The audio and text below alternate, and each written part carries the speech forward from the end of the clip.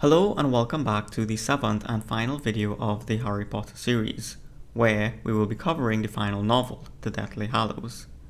Now before we get into it, I'd like to give a shout out once again to Brett Stevens and Mark Collett for their continued support and encouragement of the series. And I'd also like to thank everyone who've subscribed to the channel and have followed the series from the very beginning. I really love this series of novels. Harry Potter has had a major influence on myself. It is a novel that got me interested in creating stories of my own, and so I'd also just like to thank and show my appreciation to J.K. Rowling for writing them. Finally, I'd also encourage you to head over to Odysee and follow my page there, in the event that I'm ever banned from YouTube. So without further ado, let's get into it. The first topic I'd like to cover is that of the Goblins, who rarely make appearances in the series, but they play a major part in this final novel. Particularly, they come into play when Harry must break into Gringotts Bank with the help of the goblin known as Griphook. Our first encounter with goblins was all the way back in Book 1, where the very same goblin, Griphook, shows Harry to his vault the first time he entered Gringotts. In this book, the first mention of goblin was in the chapter The Goblin's Revenge, which was alluding to the fact that Griphook insisted that the fake Sword of Gryffindor was authentic, thus duping Snape and the Death Eaters. But Snape was in on the fact that it was a fake sword, as we know, so it seems that both he and Dumbledore counted on the untrustworthiness and trickery of goblins. But then later on, Harry rescues Griphook from Malfoy Manor, and when he spoke to him at Shell Cottage, Griphook thinks him very odd because he chose to rescue a goblin, that he also chose to bury Dobby the house elf. Their conversation that follows is also quite interesting. "You are an unusual wizard, Harry Potter." "In what way?" asked Harry, rubbing his scar absently. "You dug the grave." "So?" Griphook did not answer. Harry rather thought he was being sneered at for acting like a muggle, but it did not much matter to him whether Griphook approved of Dobby's grave or not. He gathered himself for the attack. "Griphook, I need to ask, you also rescued a goblin." "What?" "You brought me here, saved me." "Well, I take it you are not sorry," said Harry a little impatiently. "No, Harry Potter," said Griphook, and with one finger he twisted the thin black beard upon his chin. "But you are a very odd wizard." After Harry expresses his desire to break into Gringotts, Griphook replies. "You have no chance," said Griphook flatly. "No chance at all. If you seek beneath your floors a treasure that was never yours. Thief, you have been warned, beware." "Yeah, I know, I remember," said Harry. "But I'm not trying to get myself any treasure. I'm not trying to take anything for personal gain. Can you believe that?" "If there was a wizard of whom I would believe that they did not seek personal gain," said Griphook finally, "it would be you, Harry Potter. Goblins and elves are not used to the protection or the respect that you have shown this night. Not from wand carriers." "Wand carriers," repeated Harry. The phrase fell oddly upon his ears, as his scar prickled as Voldemort turned his thoughts northward. "The right to carry a wand," said the goblin quietly, "has long been contested between wizards and goblins." "Well, goblins can do magic without wands," said Ron. "That is immaterial. Wizards refuse to share the secrets of wand lore with other magical beings. They deny us the possibility of extending our powers." "Well, goblins won't share any of their magic either," said Ron. "You won't tell us how to make swords and armor the way you do. Goblins know how to work metal in a way wizards have never." "It doesn't matter," said Harry, noting Griphook's rising color. "This isn't about wizards versus goblins or any other sort of magical creature." Griphook gave a nasty laugh. "But it is. It is about precisely that. As the Dark Lord becomes ever more powerful, your race is set still more firmly above mine. Gringotts falls under wizarding rule. House elves are slaughtered, and who amongst the wand carriers protests?" "We do," said Hermione. She had sat up straight, her eyes bright.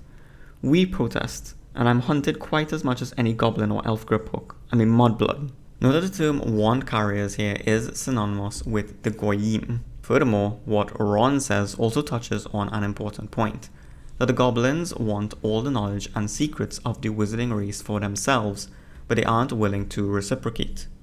They want the secrets of wand lore, which would further the goblins' powers. And what's also interesting is Hermione's classification of herself as a victim here, and also her insisting that they ought to try to get along with Griphook. But all three characters realized just how nasty the goblin really was after spending time with him. The longer they spent together, the more Harry realized that he did not much like the goblin.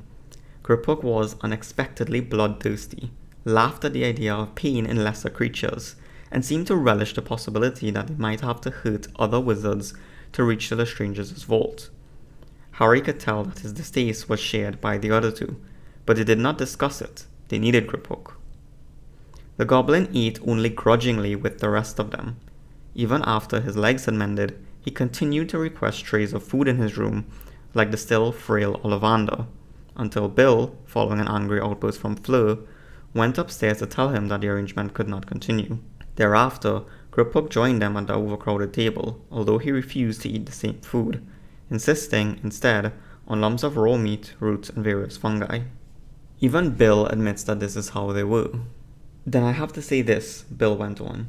"If you have struck any kind of bargain with Griphook, and most particularly if that bargain involves treasure, you must be exceptionally careful. Goblin notions of ownership, payment, and repayment are not the same as human ones." Harry felt a slight squirm of discomfort, as though a small snake had stirred inside him. "What do you mean?" he asked. "We're talking about a different breed of being. Dealings between wizards and goblins have been fraught for centuries, but you will know all of that from the history of magic. There has been fault on both sides. I would never claim that wizards have been innocent. However, there is a belief among some goblins, and those at Gringotts are perhaps most prone to it, that wizards cannot be trusted in matters of gold and treasure, that they have no respect for goblin ownership." "I respect," Harry began, but Bill shook his head. "You don't understand, Harry. Nobody could understand unless you've lived with goblins. To a goblin, the rightful and true master of any object is the maker, not the purchaser. All goblin-made objects are, in goblins' eyes, rightfully theirs. But if it was bought, then they would consider it rented by the one who had paid the money. They have, however, great difficulty with the idea of goblin-made objects passing from wizard to wizard. You saw Griphook's face when the tiara passed under his eyes. He disapproves.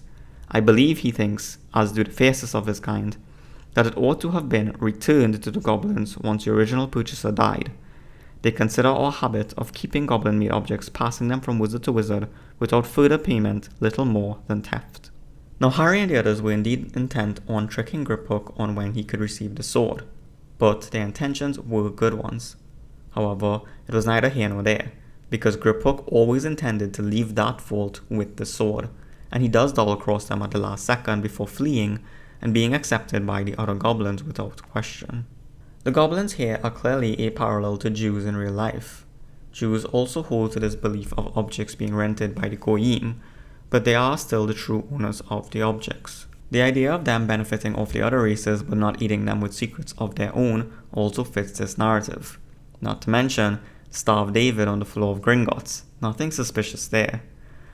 But the point is that the goblins would only ever act in self-interest, and therefore should not be trusted.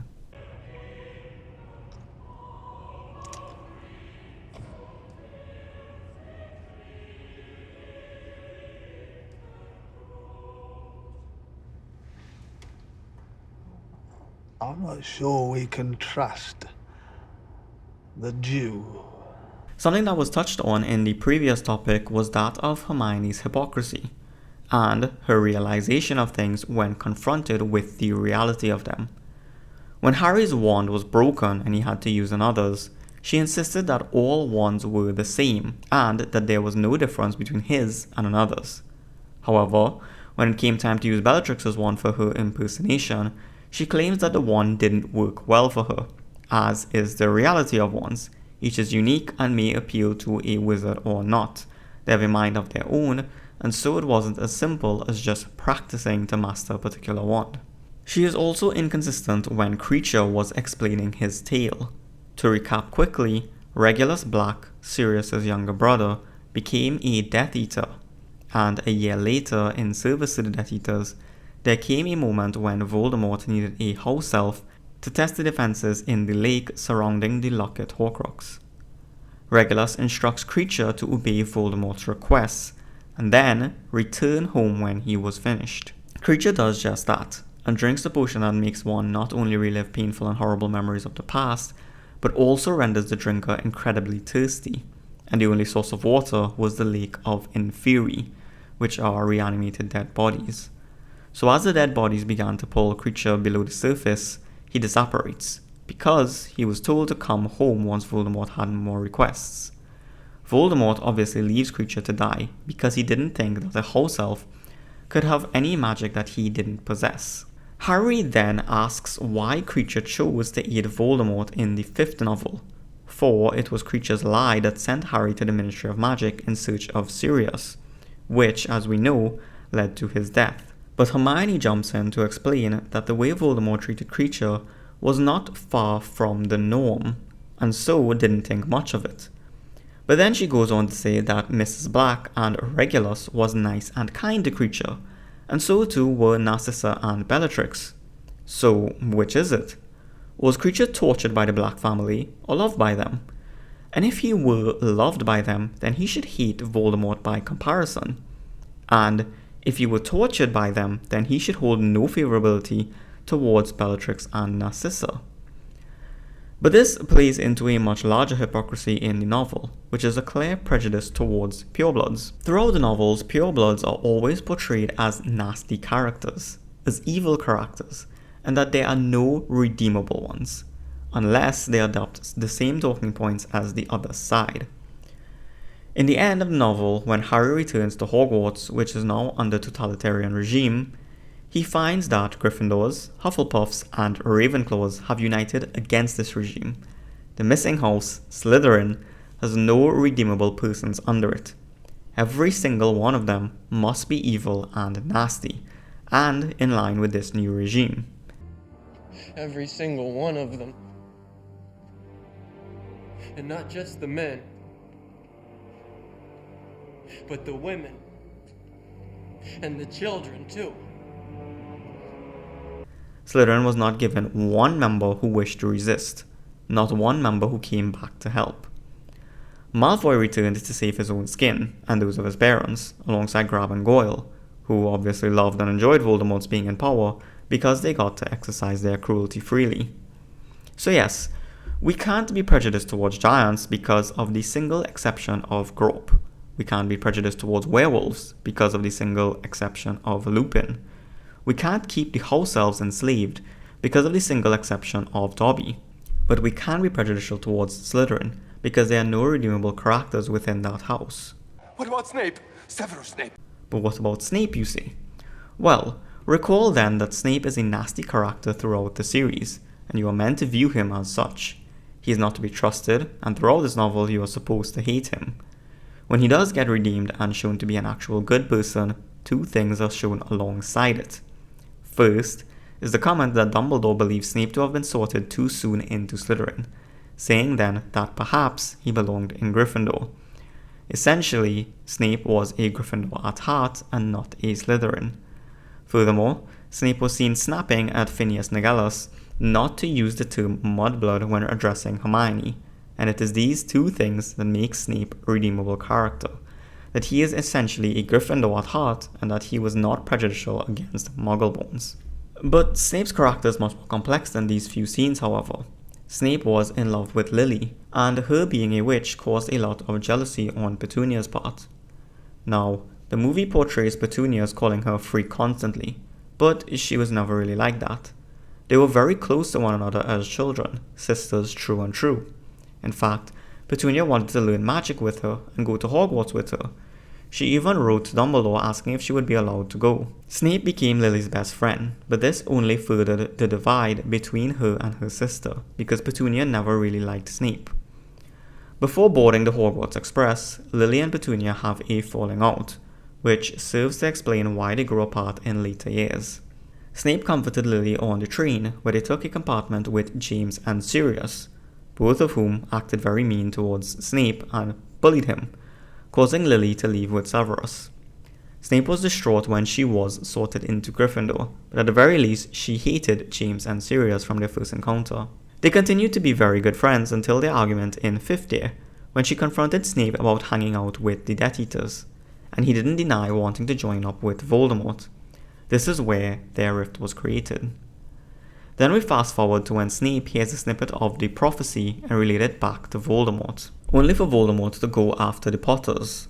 Snape then asks Dumbledore to save her, to which Dumbledore was disgusted, because Snape would condone the murder of James and baby Harry if it meant keeping Lily safe.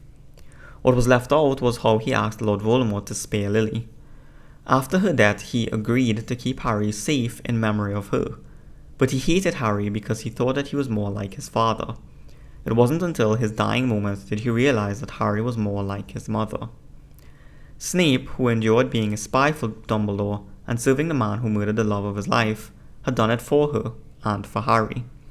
However, he was blinded by hate for James and Sirius, who he did believe for a while had betrayed Lily's location to Voldemort.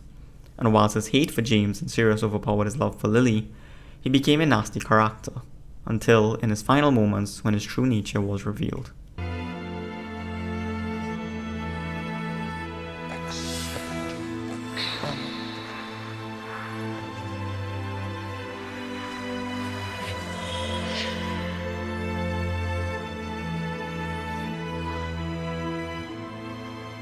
Lily? After all this time? Always. Muggles remain ignorant of the source of their suffering as they continue to sustain heavy casualties, said Kingsley. However, we continue to hear truly inspirational stories of wizards and witches risking their own safety to protect Muggle friends and neighbours, often without the Muggles' knowledge. I'd like to appeal to all our listeners to emulate their example, perhaps by casting a protective charm over any Muggle dwellings in your street. Many lives could be saved if such simple measures are taken. And what would you say, Royal, to those listeners who reply that in these dangerous times it should be wizards first, asked Lee. I'd say that it's one short step from wizards first to purebloods first and then to Death Eaters, replied Kingsley. We're all human, aren't we? Every human life is worth the same and worth saving. This is probably the most subversive thing I can find in the novels, that Kingsley suggests that they must protect the outsider group before their own. That in protecting wizards first, you're basically promoting this sort of supremacist mentality. It's extremely funny how this works in the book. Wizards are a dying race, and are facing the threat of extinction, which is why half-bloods and muggle-borns are so commonplace in the Harry Potter world now, which also doesn't make sense, but I covered that previously. At the same time, they shouldn't fight to protect their own group, but try to help muggles as much as possible, even if it means risking your own safety and the lives of you and your family. The reasoning behind it is that we're all human, aren't we? And that every life is worth saving. Do they truly believe that? Because they still treat Slytherins like scum. But the bottom line here is that they try to say that one shouldn't look after their own first, because that would be Nazism. One cannot look after their own ethnic group, but must protect the muggles first. Really, they mean that whites cannot look after their own and must protect and take care of the minorities first, even at their own personal risk. After all, isn't that what immigration and harboring refugees is all about? And that turns out wonderfully, doesn't it? Let's move on to the movie now. Harry Potter and Deathly Hallows Part 1 isn't as bad as its predecessors. Much of the movie is done well, and they tell the story as best they could. And what I mean by that is that the previous movies didn't include some key plot points that were going to be revisited in this final movie. And so for some points of the movie, the audience would be rather confused if they've never read the books. Also, one-liners are added to explain complex plot points, and the audience need to digest these rather quickly. An example would be Sirius's mirror. That was never shown in any prior movie, but is now something that Harry looks at very often in the film. There's no explanation as to where this mirror comes from, nor how it got broken. Another is how Snape knew where to find them in the Forest of Dean. How does Aberforth know that Harry is trapped in the cellar of Malfoy Manor? How does Ron know about Bill and Fleur's cottage? Why can't the Death Eaters find Harry and the others whenever they say the word Voldemort? Voldemort. And there are various other examples like those throughout the film, but I don't want to spend a lot of time pointing each of these out. There aren't many subversive elements of the film, which is quite surprising, as they could very well have included a lot more from the books. The ministry's cracking down on blood status seems closer in portrayal to that of communist Russia and not National Socialism, which is again quite interesting. The film also portrays Harry and Hermione being very close with one another. Mainly, speaking about the dancing scene in the movie that wasn't present in the books. And this scene is a big slap to Ron, as this was his worst fear, that Harry and Hermione were falling for one another since he was in love with Hermione. But them laughing and dancing after Ron left, probably one of the very few happy scenes in the entire movie, shows that neither of them really cared that much about Ron. In some ways, the book Harry was even more broken up about Ron's departure than Hermione, and in the book, they couldn't comfort one another because they both missed him dearly. But in the movie, Harry's focus shifts to comforting and taking care of Hermione instead, just shaking off the fact that Ron left. And here I think is the root for the Harry-Hermione ship that fans and even the author herself seem obsessed with. But in the book, the chemistry between them is much more platonic, and there are much more subtle hints of Ron and her liking one another than there are intimate scenes between Harry and Hermione. Furthermore, Harry and Ron are best friends. It isn't apparent in the movie, but they were really close, and having Ron there held the group together. When it was just Harry and Hermione, it was awful. They were miserable, and they had their worst experience so far with the trip into Godric's Hollow. But this brings about a problem that is still present in this movie. The three main characters don't seem like friends at all. Constantly throughout the film, there are awkward moments between them, and jokes that the characters might make that merits no laughter from the other two, or else Harry ignoring Hermione or Ron in odd ways. It really doesn't give a very good impression that these three have one of the closest friendships in the series. It's a good movie and better than the previous ones, but it's also not excellent. A side note, it's quite hilarious that the name of the film is the Deathly Hallows, but the one Hallow that Harry actually possesses, and had always possessed since the beginning of the series, was never used in this film. Harry should have used it twice already, once in the cafe and the second time at the Ministry of Magic. But well, let's move on to the second part. Looking at both of these movies, there are some great sceneries and cinematography, but I feel that the book that the movie is based off is what pulls the movie along and keeps it afloat. The movie isn't bad, but it isn't good either. It's just getting by thanks to the well-written source material that they are basing the movie on. There are a number of subversions and inaccuracies within the movie, but I'd like to highlight some of the major ones. The first is the shortening of the conversation between Harry and Aberforth. In particular, Harry doesn't explain that sometimes one has to think about the greater good, and the entire greater good narrative is cut from the movies. Although it is seemingly subversive when it is first introduced in the Deathly Hallows, Harry shows that sometimes the greater good is a very important concept. Aberforth argues that the greater good took higher priority than Albus's own family, and so he neglected Ariana. But Albus was doing this for his sister, and for the betterment, in his eyes, of the wizarding world. This was about something much larger than any one person. And yes, it is rather sad and unfortunate that Ariana was neglected, and even more tragic that she was killed. But if Albus could have made a better world so that people like Ariana wouldn't have to suffer and live as a recluse, then it would have made up for it. That being said, I don't agree with what the teenage Dumbledore had in mind, which was to bust open the Statute of Secrecy and have this sort of mix between Muggle and magical world, so that magic would be something readily accepted in society. I can't see that benefiting wizards in a great way, but another point that was excluded from the movie was Dumbledore's redemption. Lots of nasty things were said about Dumbledore, but Harry doesn't point out that when Dumbledore was suffering from the potion in the lake, that he relived the fight that led to Ariana's death. That the thing he saw in the Mirror of Erised was the same as Harry, a reunited and whole family. The second thing is a great oversimplification of the deep themes within the film. We have the constant references to the heart again, and Neville's awful speech at the very end. Snape is applauded as a hero and shown to be much better than he was in the book. Even the scene where he holds Lily undermines Harry's father's role as her husband and Harry's true father.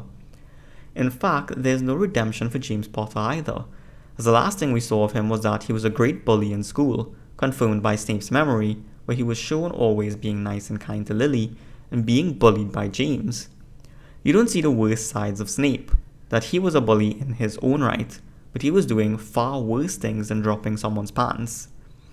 He had fallen in with the Death Eaters and had planned to join Voldemort, which is why he and Lily stopped being friends, and why she chose James in the end. Some of the more minor things was how Harry just snapped the Elder Wand at the end of the film with no explanation. Harry also doesn't get a chance to figure out many things in these movies. Hermione is the one to figure out the importance of the Sword of Gryffindor, when in the book they both made the epiphany at the same time. Hermione has the plan to jump on the dragon's back and ride it out of Gringotts when this was Harry's idea in the book. Luna has to explain to Harry that he needs to seek a ghost to find the diadem. Harry Potter, you listen to me right now! Helena Ravenclaw has to explain to Harry about the diadem and where it was hidden, both of which Harry figured out for himself in the book. He also figures out a lot more, like certain truths of the Hallows and that the Resurrection Stone was inside the snitch. Suffice to say, I think the movies ought be avoided altogether. The first two movies aren't highly subversive, so those should be fine. But past that, they deteriorate drastically in quality. The movie hype and Warner Brothers are also to blame for some of the stigma and left-wing push of Harry Potter as it was opened up to the mainstream. One of the worst decisions they could have made was excluding the drama with Percy Weasley from the movies. For those who don't know, Percy had abandoned his family to improve his status with the Ministry of Magic, because his family opposed the Ministry's talking points. He was forced to choose one or the other. Percy chose career over family, and this betrayal left the family rather distraught. But when the battle was about to begin, who would show up but Percy himself? There was a scuffling and a great thump. Someone else had clambered out of the tunnel, overbalanced slightly and fallen. He pulled himself up on the nearest chair, looked around through lopsided horn-rimmed glasses, and said, "Am I too late? Has it started? I only just found out, so I... Percy spluttered into silence. Evidently, he had not expected to run into most of his family. There was a long moment of astonishment, broken by Fleur turning to Lupin and saying in a wildly transparent attempt to break the tension, "So, how is little Teddy?" Lupin blinked at her, startled. The silence between the Weasleys seemed to be solidifying like ice. "I was a fool," Percy roared so loudly that Lupin nearly dropped his photograph. "I was an idiot. I was a pompous prat. I was a ministry-loving, family-disowning, power-hungry moron," said Fred. Percy swallowed. "Yes, I was." "Well, you can't say fairer than that," said Fred, holding out his hand to Percy. Mrs. Weasley burst into tears. She ran forward, pushed Fred aside, and pulled Percy into a strangling hug, while he patted her on the back, his eyes on his father. "I'm sorry, Dad," Percy said. Mr. Weasley blinked rather rapidly. Then he too hurried to hug his son. "What made you see sense, Percy?" inquired George. "It's been coming on for a while," said Percy, mopping his eyes under his glasses with the corner of his travelling cloak. "But I had to find a way out, and it's not easy at the Ministry. They're imprisoning traitors all the time. I managed to make contact with Aberforth, and he tipped me off 10 minutes ago that Hogwarts was going to make a fight of it. So here I am." "Well, we do look to our prefects to take a lead at times such as these," said George in a good imitation of Percy's most pompous manner. "Now let's get upstairs and fight, or all the good Death Eaters will be taken." And this extremely touching family reunion, juxtaposed with the scene of Fred's death, really adds something truly meaningful to the story. It also goes to show that one cannot deny reality when you are faced with the blatant truth of the matter. It's like the meme where if war were to occur and man and woman be drafted equally, you'd see the feminists in the kitchen and trans women no longer pretending to be men. And they are wonderful parts of the story, and one that could only truly be appreciated by reading the books. And I confer to that point because none of the movies can really capture the spirit of the novels. Perhaps the first two movies can, with their excellent use of music and the innocence of all the characters as children, and the portrayal of Dumbledore by Richard Harris. Perhaps those capture best the spirit of Harry Potter, but none others come anywhere close to it. If you really come down to any large story that interests people, hold them attention for a considerable time, or make stories, practically always, a human story is practically always about one thing, aren't they?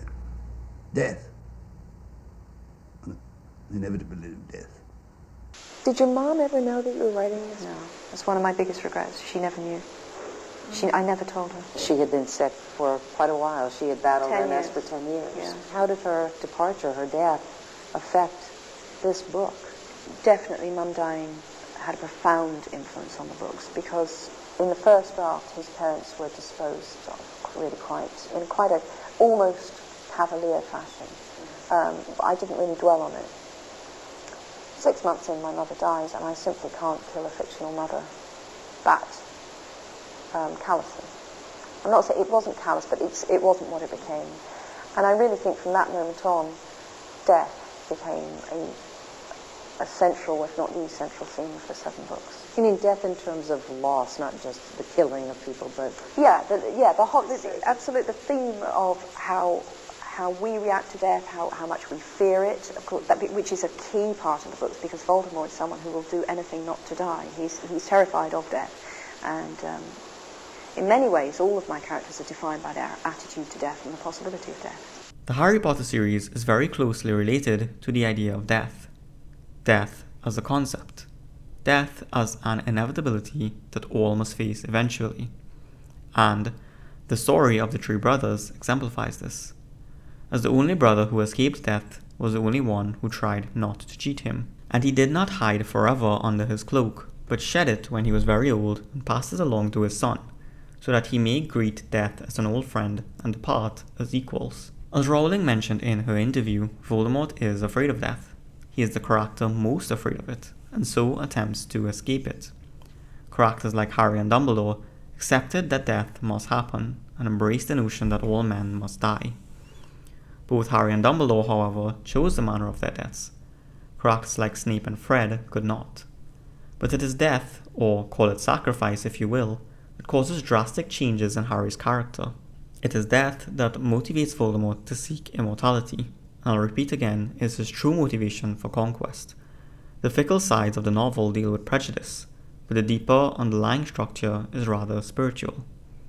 Take one of the penultimate scenes where Harry must sacrifice himself for the people that he loves. Here he uses the resurrection stone to bring back his parents, Sirius and Lupin. And Harry has grown throughout the years. For when he first saw his parents in the Mirror of Erised, he did so hungrily. He did so yearning for their affection, for his family to have been whole and to be loved. As he calls them back here in this final novel, he did so to enable his self-sacrifice. They were to be his talismans against the despair and the call of the Dementors. They were there to help him do what he must. He closed his eyes and turned the stone over in his hand 3 times. He knew it had happened because he heard slight movements around him that suggested frail bodies shifting their footing on the earthy, twig-strewn ground that marked the outer edge of the forest. He opened his eyes and looked around. They were neither ghost nor truly flesh, he could see that.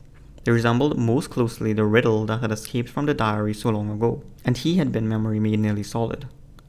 Less substantial than living bodies, but much more than ghosts. They moved towards him, and on each face there was the same loving smile. James was exactly the same height as Harry. He was wearing the clothes in which he had died, and his hair was untidy and ruffled, and his glasses were a little lopsided, like Mr. Weasley's. Sirius was tall and handsome, and younger by far than Harry had seen him in life. He loped with an easy grace, his hands in his pockets and a grin on his face. Lupin was younger too, and much less shabby, and his hair was thicker and darker. He looked happy to be back in this familiar place, scene of so many adolescent wanderings. Lily's smile was widest of all. She pushed her long hair back as she drew close to him, and the green eyes, so like his, searched his face hungrily, as though she would never be able to look at him enough. "You've been so brave." He could not speak. His eyes feasted on her, and he thought that he would like to stand and look at her forever. That would be enough. "You're nearly there," said James. "Very close. We are so proud of you." "Does it hurt?" The childish question had fallen from Harry's lips before he could stop it. "Dying? Not at all," said Sirius, quicker and easier than falling asleep. "And you will want it to be quick. You want it over," said Lupin. "I didn't want you to die," Harry said. These words came without his volition. "Any of you. I'm sorry." He addressed Lupin more than any of them, beseeching him. "Right after you'd had your son, Remus, I'm sorry." "I am sorry too. Sorry I will never know him. But he will know why I died, and I hope he will understand I was trying to make a world in which he could live a happier life." A chilly breeze that seemed to emanate from the heart of the forest lifted the hair at Harry's brow. He knew that they would not tell him to go, that it would have to be his decision. "You'll stay with me until the very end," said James. "They won't be able to see you?" asked Harry. "We are a part of you," said Sirius, invisible to anyone else. Harry looked at his mother. "Stay close to me," he said quietly. And he set off. The Dementors' chill did not overcome him. He passed through it with his companions, and they acted like patronuses to him. And together they marched through the old trees that grew closely together, their branches tangled, their roots gnarled and twisted underfoot. Harry clutched the cloak tightly around him in the darkness, travelling deeper and deeper into the forest, with no idea where exactly Voldemort was, but sure that he would find him. Beside him, making scarcely a sound, walked James, Sirius, Lupin, and Lily. And their presence was his courage, and the reason he was able to keep putting one foot in front of the other. The story of the three brothers is a wonderful addition to the book, for it is a story about three of the characters in the book as well. Voldemort, like Antioch, craved the Elder Wand and died for power. People argue that Snape is akin to Cadmus, who would have coveted the Resurrection Stone and died out of love for Lily. However, it was Dumbledore that coveted the stone, and even attempted to use it, cursing him so that he would die in a year's time. Dumbledore died because he coveted the stone, and wished to see his lost loved ones again, and even chose the manner of his own death, much closer to Cadmus in the story. And finally, Harry is like Ignotus, who only humbly wanted the invisibility cloak, passed on from generation to generation, as Harry was Ignotus' descendant. With Harry's death at the hand of Voldemort, he enters a limbo space between life and death, and speaks with Dumbledore, leading to another popular conclusion that Dumbledore was like death in this scenario, and Harry was meeting him as an old friend, similar to the story. But Harry is not just similar to the third brother in the story, he is much more than that. Harry is a true master of all three Hallows, the only one to conquer them all. The cloak he inherited from his father, and the wand he won from Malfoy, after he disarmed Dumbledore from the top of the tower. The Resurrection Stone was also rightfully his. As Dumbledore explained to him, "Maybe a man in a million could unite the Hallows, Harry. I was fit only to possess the meanest of them, the least extraordinary. I was fit to own the Elder Wand, and not to boast of it, and not to kill with it. I was permitted to tame and to use it, because I took it not for gain, but to save others from it. But the cloak I took out of vain curiosity, and so it could never have worked for me as it works for you, its true owner. The stone I would have used in an attempt to drag back those who are at peace, rather than to enable my self-sacrifice, as you did. You are the worthy possessor of the Hallows." Very curious phrasing. He took the wand not for gain, but to save others from it. Similarly to when Harry wanted the Sorcerer's Stone but did not wish to use it in the first novel. And this was further exampled in the end when Harry didn't want to keep the Elder Wand but return it to Dumbledore. And Harry indeed did use the stone to enable his own self-sacrifice. The Dementors couldn't affect Harry with his parents, Sirius and Lupin, travelling with him throughout the forest. And the cloak was given to him by his father, making Harry the true master of death. But Harry doesn't survive the killing curse for the second time because of the Hallows, but because of the final secret, that Harry was actually a Horcrux for Voldemort, and in some ways, Voldemort was a Horcrux for Harry. Horcruxes are an important part of the Harry Potter universe, and they work based on the fact that the soul is very much real, and creating a Horcrux meant ripping the soul apart through murder. Voldemort did not care about such things, and so if it meant immortality, he was willing to rip his soul several times. This caused his physical appearance to become mutilated as well, and caused him to become inhuman. In the limbo space, Harry sees what becomes of Voldemort's mutilated soul, a dying and pitiful thing that could not be helped. But Voldemort's soul was so fractured that when he murdered James and Lily and attempted the murder of an innocent child, his soul ripped apart once more, and Harry became a Horcrux. And this part of Voldemort's soul lived within Harry all throughout his years. And when Voldemort supposedly kills him, he actually destroyed part of his own soul within Harry, so that Harry had been purified. His soul was his once more. He was 100% Harry. His soul was no longer tainted by Voldemort. His sacrifice also puts a powerful protection over everyone at Hogwarts. When he returns, no one else dies and Voldemort's spells were not holding. But what also helped Harry to survive was the fact that Voldemort used Harry's blood to rebuild his body, thereby prolonging Lily's protection for Harry, as her blood ran through Voldemort's veins. Harry could not die so long as Voldemort lived. Dumbledore and himself explore this in the King's Cross chapter in the book. Dumbledore also explains to him his deep regret with his fascination with dark magic, namely the Hallows, becoming a conqueror of death, much like the aspirations of Voldemort. However, Harry defends his mentor, showing him that he sought Hallows and not Horcruxes, that there were some things that Dumbledore was not willing to do. A popular question arises as to why Voldemort didn't simply make more Horcruxes. To answer that, you must understand the soul and the ripping of the soul in such a way was not sustainable. If Voldemort attempted to rip his soul apart again, it may well have destroyed him. So then, why didn't Voldemort use arbitrary Horcruxes? Tin can, for example, and simply throw it in the bottom of the ocean? Well, Voldemort coveted powerful magical items, and he was incredibly narcissistic. His soul was extremely precious and important, and something like a discarded soda can would not be a worthy vessel for his soul. Furthermore, he viewed everyone as lesser than him, as less intelligent than him, and greatly underestimated everyone else, so that he did not believe that even if someone were to discover his secret, that they would be able to destroy them all. He was also working under the presumption that he would feel the destroyed part of his soul if someone were hunting them. He did not feel anything when the diary was destroyed, but he thought that he did not yet have rigid form, a body to inhabit, so that he would not feel the pain of the diary. However, when he discovered Harry had stolen the cup from the Lestrange vault, only then did he realize that he knew. But by then, the only Horcruxes remaining were the diadem and Nagini, so it was too little too late. And he didn't feel the destruction of those parts of his soul even when he regained the body because of how mutilated his soul was. Very similar to Lord of the Rings, the biggest thing that Harry and the others had to bank on was that Voldemort underestimated them, and that he did not know that Harry and the others had the means by which to defeat him. Coming back to the theme of death, there are two major sacrifices in this final book, and both bring about a drastic change in Harry's character. The first is the sacrifice of Dobby, who came to rescue Harry and the others from Malfoy Manor and was killed by Bellatrix. What also happened was Wormtail's demise, but that was left out in the movie. Ron seized Wormtail's wand arm and forced it upwards. Harry slapped a hand to his mouth, muffling his voice. Silently they struggled. Wormtail's wand emitted sparks. His silver hand closed around Harry's throat. "You're going to kill me," Harry choked, attempting to prise off the metal fingers.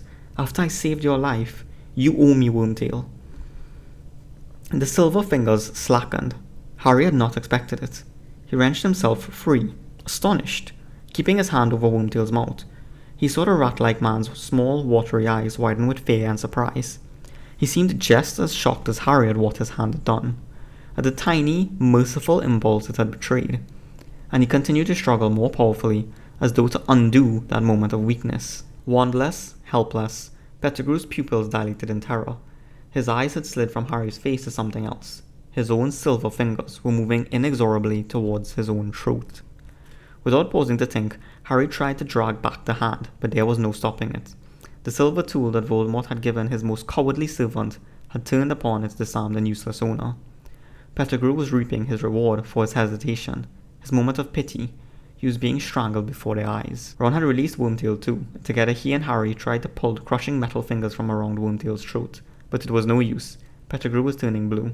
"Relatio," said Ron, pointing the wand at the silver hand, but nothing happened. Pettigrew dropped to his knees, and at the same moment Hermione gave a dreadful scream from overhead. Wormtail's eyes rolled upwards in his purple face. He gave a last twitch and was still. As Harry escapes the Shell Cottage with Dobby and the others, Bellatrix throws her knife across the room, killing him. As Harry dug Dobby's grave with a spade, insisting on not using magic, things began to fall into place for him. And shortly afterwards he had set to work, alone, digging the grave in the place that Bill had shown him at the end of the garden, between bushes. He dug with a kind of fury, relishing the manual work, glorying in the non-magic of it, for every drop of his sweat and every blister felt like a gift to the elf who had saved their lives. His scar burned, but he was master of the pain. He felt it, yet was apart from it. He had learned control at last, learned to shut his mind to Voldemort, the very thing Dumbledore had wanted him to learn from Snape. Just as Voldemort had not been able to possess Harry while Harry was consumed with grief for Sirius, so his thoughts could not penetrate Harry now, while he mourned Dobby. Grief, it seemed, drove Voldemort out, though Dumbledore, of course, would have said that it was love. On Harry dug, deeper and deeper into the hard, cold earth, subsuming his grief in sweat, denying the pain in his scar. In the darkness, with nothing but the sound of his own breath and the rushing sea to keep him company, the things that had happened at the Malfoys' returned to him. The things he had heard came back to him, and understanding blossomed in the darkness. The steady rhythm of his arms beat in time with his thoughts. Hallows, Horcruxes, Hallows, Horcruxes. Yet he no longer burned with that weird, obsessive longing. Loss and fear had snuffed it out. He felt as though he had been slapped awake again. Deeper and deeper Harry sank into the grave, and he knew where Voldemort had been tonight, and whom he had killed at the topmost cell in Ermengarde, and why. And he thought of Wormtail, dead, because of one small, unconscious impulse of mercy. Dumbledore had foreseen that. How much more had he known? Then later, when he enters the cottage... "No," Harry said, and Bill looked startled. "I need both of them here. I need to talk to them. It's important." He heard the authority in his own voice, the conviction, the sense of purpose that had come to him as he dug Dobby's graves. All of their faces were turned towards him, looking puzzled. After all of his epiphanies, he became an even greater leader than he was before. He now takes command of the situation and leads the group through all his breakthroughs, making the decision that he had to hunt the Horcruxes and not pursue the Hallows. Harry finally began to understand everything that Dumbledore had wanted, the truths about the Hallows and why he was meant not to seek them. He also seems much more like an adult after the death of Dobby. The teenage Harry is finally gone, and this was the first tragic death that steeled Harry into continuing onward and defeating Voldemort. There's a significant change in the book here in Harry's demeanour, and that continues all the way up to the death of Fred. Fred's death in the battle, compounded with the deaths of Lupin and Tonks, helped Harry to do what must be done. After viewing Snape's memory, he understands that he could not allow anyone else to make sacrifices for him, and so he had to make the ultimate sacrifice. He would die to protect everyone that he loved. Unlike the movie, Harry doesn't want any goodbyes, farewells, or explanations. He doesn't want anyone to attempt to stop him.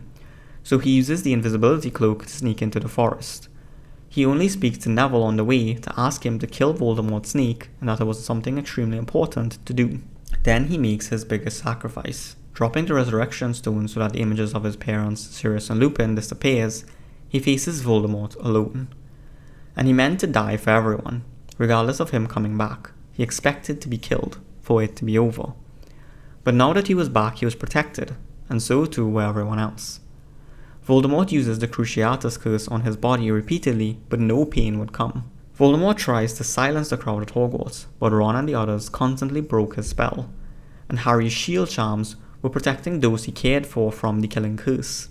He does this for Molly after she defeats Bellatrix, and Harry is a changed person after coming back. He becomes extremely wise and practically Dumbledore-like, especially when speaking about the Hallows to Dumbledore in the final scene.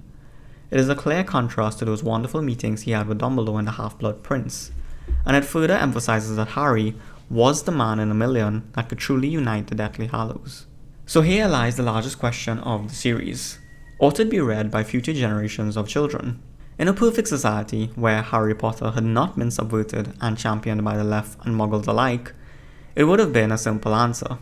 However, these subtle subversions within the Harry Potter universe will constantly be reinforced by social media and modern-day talking points. The book itself is absolutely wonderful. There's great storytelling and world building, and with each book, the child really grows with Harry as they become more and more serious.